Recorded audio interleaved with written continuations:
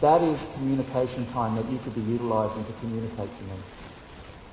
So if you're not thinking about, and this is not an ad for a digital agency, we don't play in that space, but if you're not thinking about a digital communication strategy, I think you need to start thinking about it, because the digital connected consumer is here. So are you connected to your customers? If you have a look at the data here, social networking, 96% of people, so let's just say everybody who has internet access uses social media. But the big impact here, and I've spent some time with a couple of the big telcos over the last week or so talking to them about this. The trend that we're seeing from Indonesia, Malaysia, Vietnam, is text messaging is on the decline. Chat messaging is on the rise. And what do I mean by that? Well, if I've got a data plan and I am connected to my Facebook or to Snapchat or to Line or to any other of the chat providers, I'm now talking to my friends and my family via chat messaging. I'm not using text. Now, the Philippines is bucking this trend a little. We've actually seen text messaging pretty stable. But if we look forward into the future and look what happened in India, India's text messaging overnight dropped by 50%. 2 web chat providers launched with a very major television campaign, and overnight, within a space of 4 weeks, we saw text message volumes decline by 50%. So if you're utilising text messaging as a way of communicating to your customers and attracting your customers and offering deals, I'm not suggesting that you stop. What I am suggesting, though, is that the reach and the volume of people that you're going to reach is going to decline over the next couple of years as more and more people move into what we call chat messaging.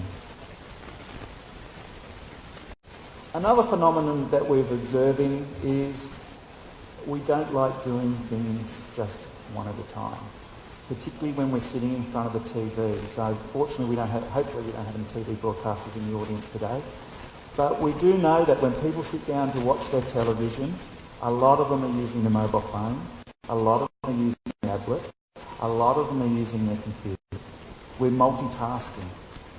I know in my household of 2, my wife and I, between us we've got 6 digitally connected devices. We sit down in front of the television at about 8:30 of the night after dinner. She has her mini iPad, I have my iPad, and we put the TV on. God knows when we get to talk to each other, but she'll be saying, hey, this video clip looks funny, and I'm saying, hey, I'm watching the TV. No, you're not. You're playing, what's that? That's the one, playing Candy Crush. And if anyone can help me get past level 65, I'd be very appreciative. So, again, why do I mention this? Consumers are becoming very distracted. They're becoming very much connected to these devices. I've got a 22-year-old daughter. I had to think about that because she turns 23 very shortly. I've got a 22-year-old daughter who goes to bed with a mobile phone. The last thing she does before she goes to bed is checks her messages. And the first thing she does when she wakes up, she checks her messages. And every 10 minutes, she checks her messages. They're the types of young consumers we've got. And you saw in the previous presentation, we have a very young population. So they're the challenges as business owners from a communication perspective that you really need to understand and you really need to address. I'd like to quickly talk about BPO. Philippine BPO is a sunshine industry. And we heard earlier about the potential growth. And if you have a look at this chart, if I just look at the number of people who are going to be employed by 2016 and how many people were employed in 2011, it's going to more than double. We're going to have 1.3 million people employed by the BPO industry. In fact, the Philippines is the #1 voice provider in the world. We've taken over from India. So we are now the #1 BPO industry for voice provision, call centres, etc. That's providing a lot of new jobs, a lot of well-paid jobs, and these jobs are just not in the major Greater Manila area. We're seeing these jobs in the provincial areas as call centres are open. So that's spreading the wealth, that's spreading the opportunity. So it's not just focused on Greater Manila. So there's been a lot of talk about BPO. So we did a study earlier this year, late last year, on are BPO consumers really different to everybody else? Well, we can say they are a little different. They're skewed to male. 78% of BPO workers are male. They're married. They're college graduates. The age is evenly spread across 20 to 49. So those figures mean they're a little bit different to the average population. But alarmingly, 70 to 80% of BPO workers work in the voice services, and they work between the hours of 10 p.m. to 6 a.m. I don't know about you, but I'm glad I don't work in that industry because I enjoy my sleep, and I can't sleep during the day. But they alter their lifestyles, they alter their purchases, and they alter their consumption habits to fit. So again, there are a number of industry sectors that I can think of that the BPO consumers are going to be particularly interested in, and I'll touch on that in a second. BPO consumers, because they are better paid, better educated, they're more likely to be on the internet, they're more likely to read magazines. They consume television at the same rate as everybody else, but they don't read newspapers. And unfortunately, all around the world, young people don't read newspapers.